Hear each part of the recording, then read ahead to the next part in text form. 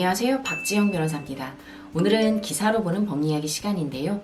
최근에 스토킹을 당하다가 모텔에 감금이 된 채 남성을 피해 달아나다 베란다에 떨어져 죽은 여성의 이야기가 있었습니다.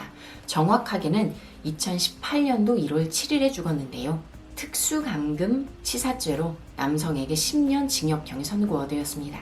무슨 일이 있었느냐?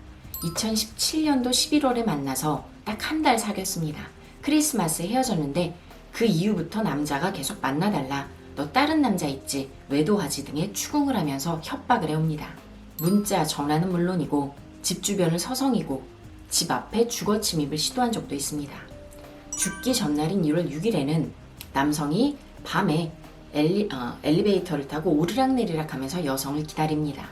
드디어 여성을 만났고 외도를 하냐고 무척 추궁을 했죠. 결국 다음 날 여성을 모텔로 데리고 가 감금을 시키는데요. 한 5시간 정도 감금이 돼 있었고 608호에 머물렀는데 507호에 머물렀던 사람이 여성이 통곡하듯이 계속 우는 소리가 들렸다라고까지 얘기를 합니다. 그 방에서는 무슨 일이 있었느냐? 남성이 칼로 자해할 듯 자기 손목을 긋는 신용을 하기도 하고 죽여버리겠다고도 하고 같이 죽자고도 합니다. 이에 무서워서 한 발 한 발 뒤로 물러서며 발코니까지 나아가서 발코니 밑으로 떨어져 죽은 사건인데요. 확실치는 않지만 대부분 이런 사건의 경우에는 남성은 이렇게 주장을 합니다. 내가 죽이지는 않았다. 발코니에 떨어져 죽을 것까지 예상을 하진 않았다. 이렇게 됐을 경우에는 칼을 들고 감금을 시켰기 때문에 특수감금죄에 해당이 됩니다. 그러나 이 죽음이 이러한 상황에서 예견 가능했다라고 객관적으로 판단이 되면 특수감금 치사죄에 해당이 되고 형량이 올라가게 됩니다.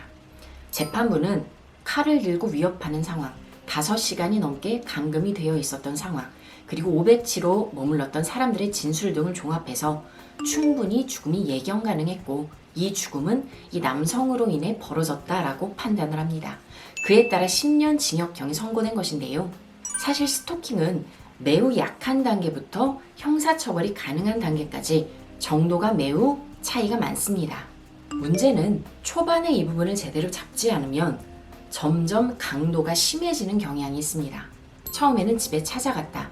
그 다음에는 팔을 잡아 끌고 어디론가 데려가려고 하고, 처음에는 물건만 던졌다가 그 다음에는 손찌검을 하기 시작하고, 손찌검도 처음에는 뺨만 때렸다가 점점 아무데나 때리기 시작하고, 그런데 이 부분을 신고하지 못하는 이유는 수사기관에서 웬만해서는 이거 협박이 아니에요, 돌아가세요, 약한 단계의 경우에는 경범죄 처벌법상에 10만원 이하의 벌금구류, 과료밖에 내릴 수가 없는 상황이기 때문에 신고를 해봤자 별 수 없구나 라는 생각이 강해지게 됩니다. 신고를 해서 쉽게 풀려난 경우에는 보복 폭행을 하기도 하기 때문에 그럴 바에는 그냥 얘가 원하는 대로 다 들어주면 언젠가 끝이 나지 않을까라는 생각에 신고를 하지 못하고 어떠한 상해나 사망이, 이런 사건 사고가 발생해야 문제가 되는 경우가 많습니다. 따라서 이런 부분들은 스토킹이 초반에 잡지 않으면 어떻게 발전이 돼가는지, 그래서 약한 강도의 정도에도 수사기관을 투입할 필요성에 대해 논의가 필요한 것 같습니다. 현재 수사 인력이 부족하다면 제도적으로 뒷받침을 해서 이 부분에 인력 보강을 하고 법적인 형량을 조금 높일 필요가 있을 것 같습니다. 이러한 부분들로 많은 부분이 상담을 해주시는데요. 아직은 법적으로 처벌할 단계는 아닙니다 라고 말을 할 때면 무기력해지곤 합니다. 추가로 문의사항이 있으면 연락 주시기 바랍니다. 감사합니다.